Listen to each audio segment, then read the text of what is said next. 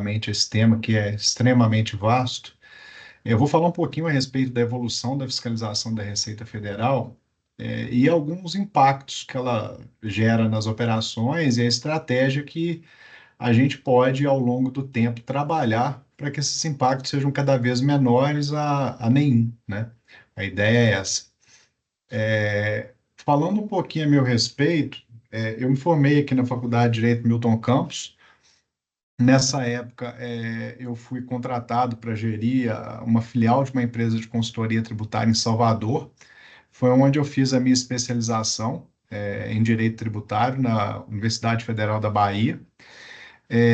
Voltei para Minas, para gerir a filial de Minas dessa empresa, que era uma estrutura um pouco maior. De lá, o escritório onde estou hoje, que é o Lima Neto Carvalho Abreu, Mairink, Sociedade de Advogados, me achou no mercado, a gente começou uma parceria, eu comecei a gerir a área tributária do escritório, isso em 2017. Fechei o MBA em Finanças no IBMEC, e aí, na sequência, fiz um curso de Direito do Agronegócio no INSPER. Na sequência, fiz um MBA em Gestão Tributária na USP. E no escritório, eu me tornei sócio em 2019, né, iniciado em 17, me tornei sócio em 19, onde estou até então. Me tornei membro recente agora do IBGC, trabalhando na questão da governança corporativa vinculada à área fiscal tributária. Né? Tenho feito a composição de alguns conselhos de algumas empresas. Aí eu coloquei abaixo algumas premiações que o escritório veio recebendo ao longo do tempo, né? Já estamos aí mencionados na premiação da análise desse ano, então vamos ter mais um selinho aí para colocar aí uma cereja no bolo do trabalho que a gente vem desenvolvendo com muito afinco aí nesse tempo todo. Né? O escritório é um escritório que ele é full service, né? A gente atende de outras áreas, né? A área tributária ela está sob minha responsabilidade, mas tem a área que é a área empresarial, né, que é parte de contratos, operações estruturadas, que a gente vai falar aí, decisão, incorporação. Obviamente tem uma interação com a área tributária, mas essa área é capitaneada pelo meu sócio, Rodrigo Lima Neto, também procurador do Estado. A gente tem a área trabalhista, o doutor Rodrigo Abreu, que está à frente da área trabalhista. A gente tem a área civil e licitações, com o doutor Cristiano Mairim, que é o meu sócio, que fica em São Paulo. A gente tem a área de arbitragem minerária ambiental e LGPD, que é da doutora Lucila, árbitra da B3 também. Ela também hoje está em São Paulo. A nossa sede matriz, né, aqui em Belo Horizonte, a gente também tem sede em São Paulo. E é um escritório que atende a empresa em tudo que ela precisa, né? A gente consegue englobar aí todas as áreas que a empresa precisa e, obviamente, a gente acaba atendendo a pessoa física, mas geralmente são os diretores, CEOs, acionistas, então são as pessoas que estão à frente ali daquele ambiente empresarial. Nosso foco mesmo é a PJ, né? Obviamente que para a pessoa física a gente acaba desdobrando em operações de reestruturação patrimonial, societária, que é onde a gente tem uma interação maior de desenvolvimento com a pessoa física. Podemos iniciar aí o nosso tema? Podemos? Vamos lá. Pessoal, basicamente, eu vou começar trazendo um pouquinho da evolução da fiscalização da Receita, né? Lá em 2000 a 2010, vamos dizer assim, quando a gente conviveu aí com a introdução do SPED. Eu acho que é um dos sistemas mais fantásticos que a gente pode imaginar em nível de, de, se permitir o trabalho com os dados, né, de uma forma mais aprimorada. A gente também teve a criação e as primeiras notas fiscais eletrônicas. Hoje isso já é uma realidade que a gente vai ver uma modificação abrupta agora com a reforma tributária, né? A ideia é que a gente tem a nota única, e o José Adriano veio compartilhando muito disso com a gente ao longo desse tempo, e muita coisa a mais vem por aí. De 2010 a 2020, a gente teve uma expansão do cruzamento de dados através do SPED. E algumas operações importantes, como a Zelotes, que instaurou em relação ao CARF e tudo, que tinha alguns problemas em relação aos direcionamentos das decisões. Isso tudo vocês vão perceber, e esse histórico é importante, com alguns dados que eu vou compartilhar com vocês mais adiante, tá? A gente teve ainda, de 2010 a 2020, a adoção do Sicob, Sicomex, né, que monitoram a produção do comércio, setores estratégicos. De 2020 a 2023, implementação de inteligência artificial. A gente sabe que o fisco também vivencia essa realidade.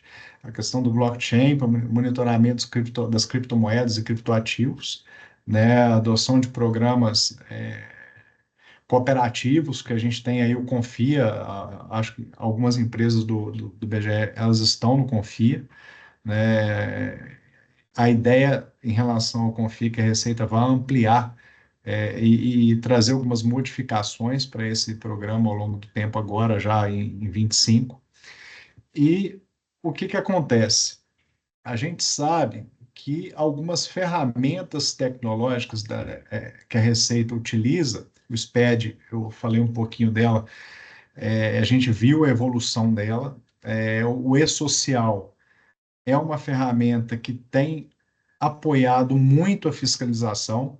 Boa parte das fiscalizações têm sido instauradas com base nas informações que estão no e-social, especialmente quando a gente fala de operações menores, né? A gente vê que pelo e-social é que tem iniciado, pelo menos, a identificação de alguns problemas que o fisco consegue com o cruzamento de dados, e a partir dali instaura-se a fiscalização, né?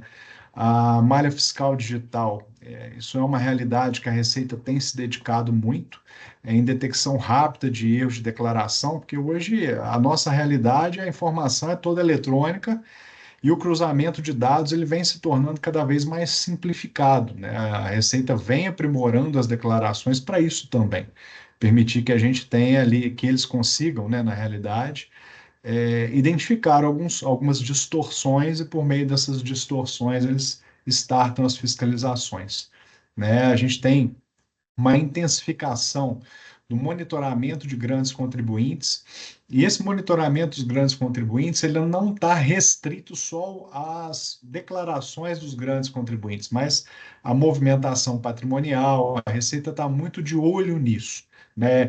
E um desdobramento desse monitoramento dos grandes contribuintes é o monitoramento dos grandes devedores, né? Então, a Receita, ela consegue, e tem grupo especial, não só de auditores, mas de procuradores, para conseguir ali realmente transformar em arrecadação aquelas pendências tributárias dos grandes devedores. Tem alguns clientes que fazem parte desse grupo de grandes devedores, a gente apoia numa gestão estratégica da dívida tributária, e a gente percebe ao longo da experiência que realmente é uma intensificação de ações para que isso aconteça, né? Agora, pessoal, falando basicamente em relação a procedimentos fiscais executados pela Receita ao longo dos últimos tempos, né? E isso vai de encontro com aquelas informações da evolução tecnológica, né? Que eu falei um pouquinho com vocês um pouquinho atrás aqui, alguns slides atrás.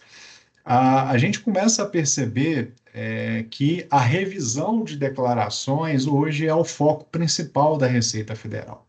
E aí, o que se conecta com isso? A evolução tecnológica, né? A gente começa a perceber com a evolução tecnológica que isso vai ficando cada vez mais latente e facilitando o trabalho da Receita e dos auditores. A Receita hoje ela tem a capacidade de trabalhar o benchmark entre empresas, né? Ela consegue identificar a realidade daquela empresa em relação ao segmento dela a nível Brasil, o estado, o município ou bairro, né? Então ela consegue também perceber com esse nível de tecnologia empregada a distorção tributária em relação àquela empresa, uma vez que ela consegue enxergar o que o segmento vem trabalhando em nível de arrecadação. E a gente começa a perceber que as auditorias, né, externas elas vieram diminuindo ao longo do tempo, especialmente se a gente pegar os relatórios de fiscalização da Receita de 2000 adiante, a gente vê que a realidade muda completamente, né? Para a realidade do cruzamento de dados, de utilização das informações que o próprio contribuinte produz, né? E esse cruzamento de dados a gente sabe que ele é muito amplo, ele não está só restrito às operações daquele contribuinte em análise, mas as operações interrelacionadas. Então, a Receita começa a cruzar as informações e consegue identificar as distorções na informação apresentada pelo contribuinte, né? Isso aqui, para que vocês tenham uma ideia, eu trago aqui a realidade do crédito tributário constituído de ofício. É o crédito tributário constituído após a instauração de uma fiscalização, por exemplo. A gente vê que a gente tem aí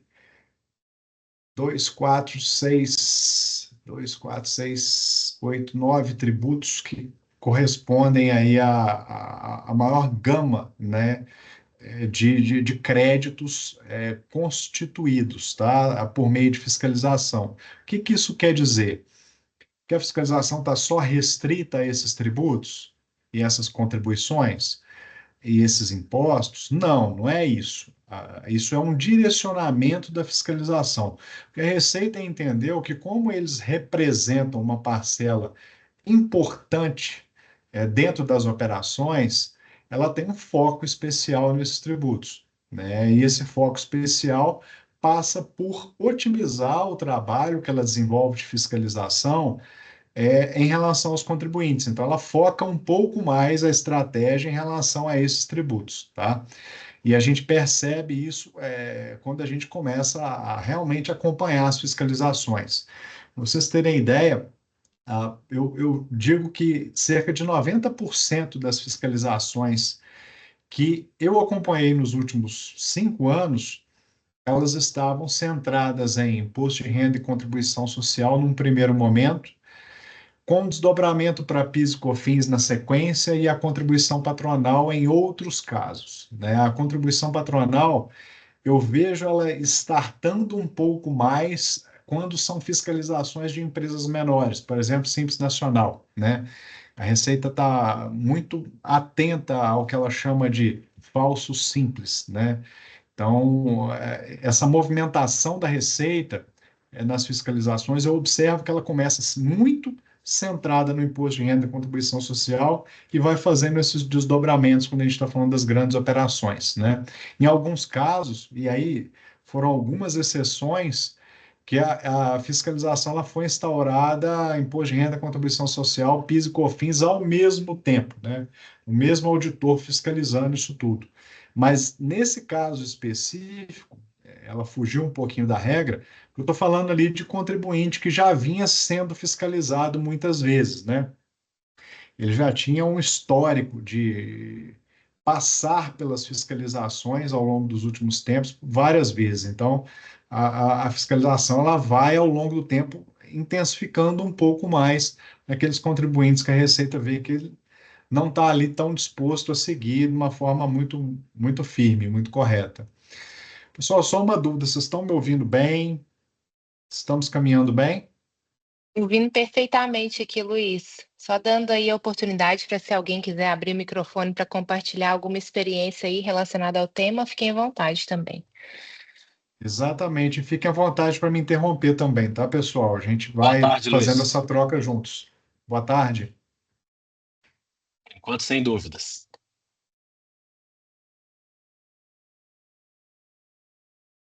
José Adriano, bom vê-lo. Pessoal, dando sequência aqui, os procedimentos fiscais executados pela Receita Federal, a gente